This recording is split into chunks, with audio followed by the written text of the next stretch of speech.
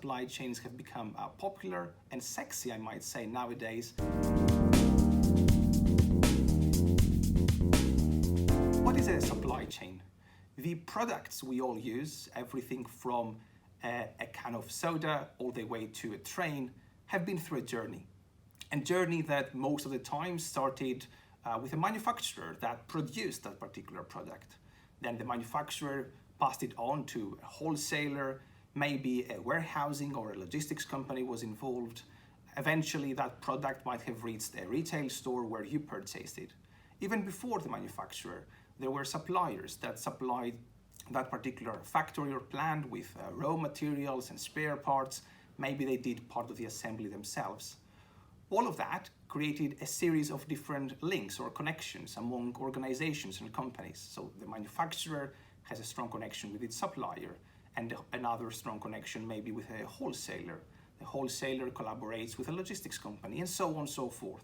So all of that creates multiple different links that together they form a chain that supplies you with products. So unfortunately for us academics working in the area, supply chains have been seen as being quite dull for quite some time.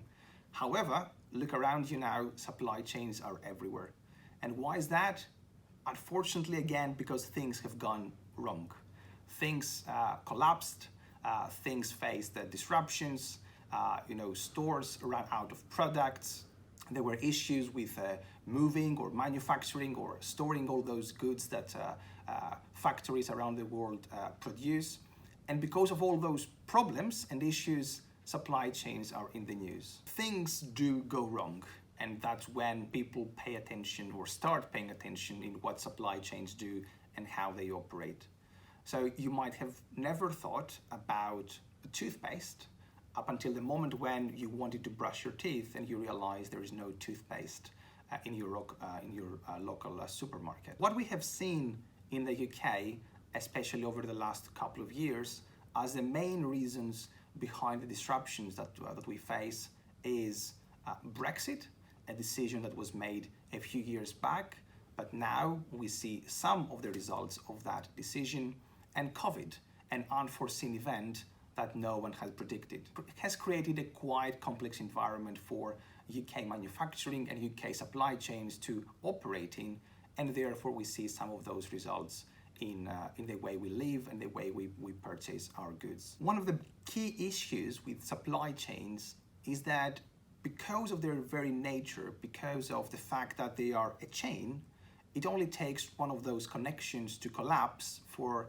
quite often the whole supply chain to collapse. And that makes things pretty hard when you're trying to predict what is going to happen or where the problem is going to happen across the supply chain. There is a lot of research going on trying to predict all those unforeseen events or predict disruptions, predict when things will go wrong, predict when or why we might run out of turkeys or fuel or any other consumer goods. But it's pretty hard. A, because we don't have enough data to rely to make our decisions on, but B, because the problem is quite complex. Supply chains are very complex systems, very complex ecosystems containing and affecting multiple different stakeholders. How can we know when things are going to go wrong, and how far in advance can we know whether things are going to go wrong? There is an aspect of some more mathematical work where people are trying to utilize actual data that could perhaps tell them that something is happening. For example, you could use climate change data to know that, for example, a certain country will have a drought or heavy rain that could affect crops, and lettuce might go bad, and therefore you could get a feeling of the suitability of a country to produce something that they have been producing very effectively for so long. So there is this part where you can use some of the data to make informed decisions in a more analytical way, as we call it. You put it in a computer, in a software, and you develop decision support tools. But also there is another aspect. You take information from experts, you take information from industry, and you try to incorporate that to still make informed decisions, but maybe not that measurable or analytical. So with the example of the fuel crisis or all those effects that Brexit is having or is going to have to the UK, there have been talks, there have been concerns from multiple different stakeholders across multiple different supply chains telling us that there is a very good chance something is going to go wrong. This doesn't mean that it is very easy to predict, but you still have some sort of decision support process in place to help you evaluate different scenarios when you're looking forward into the future. How do supply chains bounce back from disruptions? If a single factory closes in China, it could have a knock-on effect on how quickly you're going to get your sofa in the UK. But one could argue that a single factory could be very easily restarted, redesigned, moved somewhere else in the world. When an earthquake hits Japan and the whole country closes for a very long period of time, the time it's going to take for the system to bounce back to a more steady state will be much longer. Climate change is a very good example of a disruption that is very likely to come. We might not know exactly how climate change is going to look like in 20, 50, 100 years down the line, but experts agree that it is a reality that we are going to face in the years to come. One of the effects of climate change on supply chains is whether and how we can produce certain things in certain parts of this world, primarily around food items, crops that grow everything from corn to lettuces and carrots. There's a very good chance that because of climate change, we might need to reconsider where we produce some of those things and how much we can rely on certain geographical areas, certain countries to provide those goods to us in the UK or to other countries around the world. What is much more important is starting realizing that this disruption is going to come and planning ahead properly for it.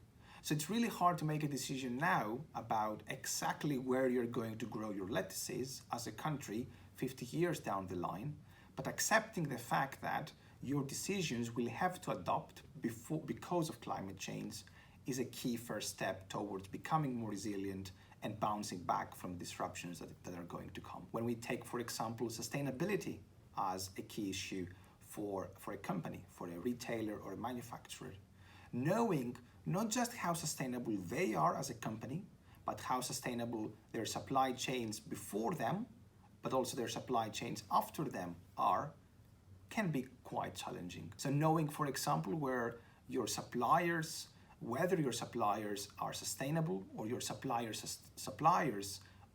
follow sustainable practices, how much they care about their human resources, about their environment, their countries, the sustainability of their economy.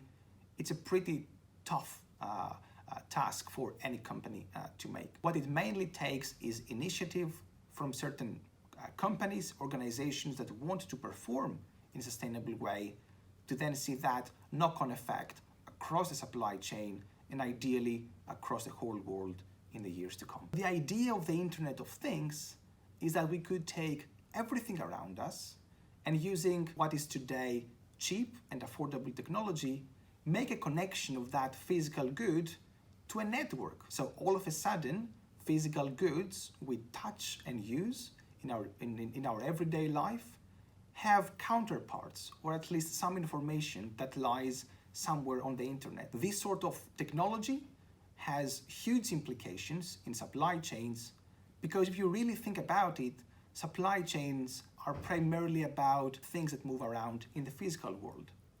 So what ideally we would like to have is a counterpart of that information from the physical world to the digital world, so that we can better track and know and adapt to what is going on the ground. Here at the School of Management, we have a leading team of experts specializing in supply chains and logistics management. We do all sorts of work, from trying to figure out how firms operate in a certain way, why they make certain decisions, how they collaborate with each other, all the way to developing new software, new tools, new models that can help a company perform better or solve their issues. Myself, I'm specializing in digital technologies, their application and their evaluation in business operations, primarily in logistics and supply chains. And recently, along with another a strong group of people within the school, we started a new research center on smart warehousing and logistics systems. A lot of interesting work is going on in the center. We're trying to bridge this gap between a more managerial way of thinking and a more engineering way of thinking. The first one is trying to answer interesting questions. The second one is trying to solve real problems. So what we're trying to do is bring the two together. And as a result, we have colleagues in the center specializing on mathematical modeling, simulation, new technologies, but also colleagues who like working more with industry, talking to them and trying to figure out what they're interested in. So all in all, we're trying to answer the question of what is smart, what is intelligent in the way logistics and supply chain companies do, and how they can utilize new emerging technologies, things such as data analytics or blockchains or the Internet of Things to perform in a better way.